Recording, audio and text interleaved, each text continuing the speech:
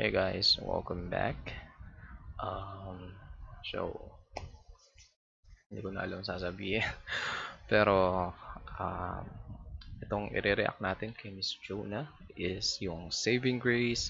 I know, this is long overdue. Uh, Bumalik ako dun sa to see list ko. Napunta na siya sa ilalim kasi 'di ba may mga bagong request para kay Jonah. So, tinignan ko yung nasa ilalim. Eto nga, may Saving Grace. So, I think ito muna tayo. Alright? So, by the way, hindi ko alam itong kantang ito. Parang never ko pa siyang napakinggan. Pero tunog Saving Grace. Saan ba to? Church song ba to? I'm not sure. Hindi ko rin alam kung sino yung kumanta, guys.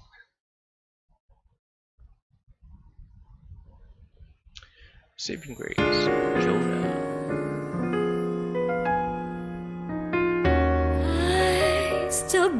Wait lang.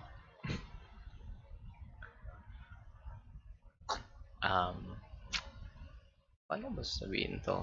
Huwag kayong ma-offend pero ang ganda ng kulay ng balat ni Jonah.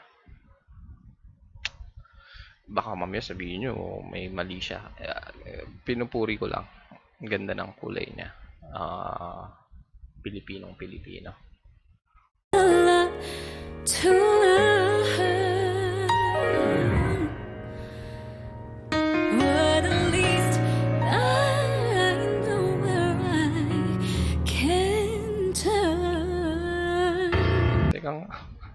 Paano magpo-focus nito?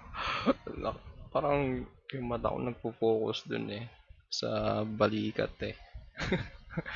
When I'm in my times of need, Uy, wow. just as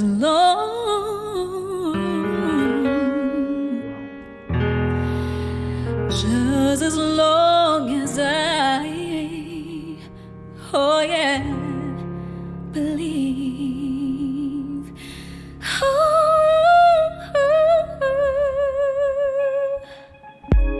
I've loved a lot, hurt a lot, been burned a lot in my life and time. Spent precious years wrapped up in fears. Wait lang medyo naguguluhan ako. Parang natitinig ko yung boses ni Mariah. Tama ba itong nadidinig ko? Parang may yung airy ng boses ni Mariah. Parang ganun yung vibe na nakukuha ko. Pero, ayun, as usual, hindi ko nga talaga alam yung song. Pero, good job. Until my saving grace shine on me. Wow. Until my saving grace set me free. Giving me peace, giving me strength when I almost lost it all. Catching my every fall, I still exist because you keep me safe. I found my saving grace within you. Yes, I've been bruised, grew up confused, been destitute. I've seen life from many sides, been stigmatized, been black and white, felt inferior inside. Kung ano mang genre to, I approve, guys. Bagay na bagay kay Jonah.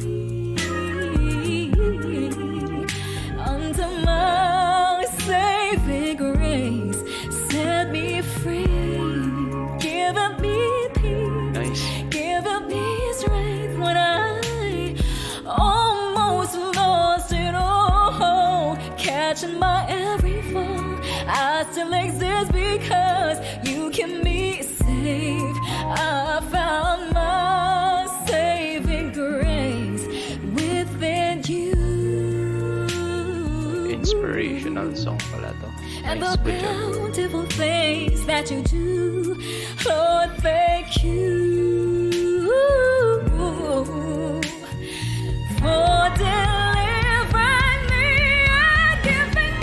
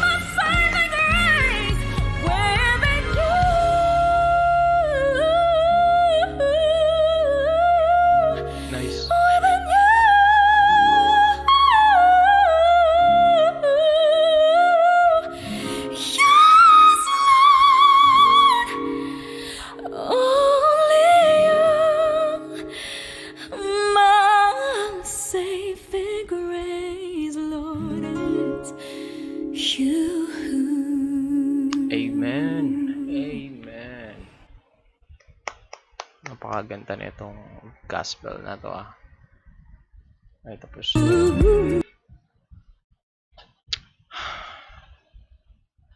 so aside dun sa Mariah na nadidinig ko sa boses ni Jonah, I think pag pinakinggan ko to ng nasa headphones, mata times 2 yung listening experience kasi ngayon naka-speakers ako So kahit papaano may attenuation na.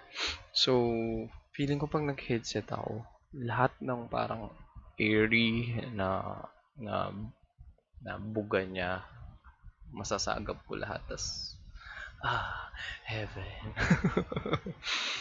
Tsaka eto nga, sabi ko din dati sa past reaction videos ko kay Jonah, meron sila ni Mama Sara na parang para sa akin special skill na kahit hindi mo alam yung kanta is pag kinanta na nila, magugustuhan mo yung kanta. Kumbaga tipong kahit hindi mo gusto yung kanta, hindi ka nakaka-relate dun sa kanta, once na madinig mo sila, parang, oh wow. So, mas ma-appreciate mo yung kanta. And also, hanga din ako sa mga mainstream singers na kumakanta ng gospel. Parang it's their way of giving back. Parang maging inspiration sa sanlibutan na napakaraming bashers pero ikaw, chill ka lang dyan. And trying to be a good person, no? So, ano ba? Amazing, Miss Jonah. Keep it up. Teka lang, kailan ba tong video na to? 2018, last year, March 31. Uy, magwa 1 year na pala siyang uploaded. Sana may mga ganito pa si Jonah. Kahit puro gospel, hindi tayo magsasawang pakinggan dun, di ba? Alright guys, so may nakalimutan ba ako? And yeah, gusto ko yung kulay ni Jonah, morena, very Filipina. Pag ganyan yung kulay ng babae, ang lakas maka-sexy.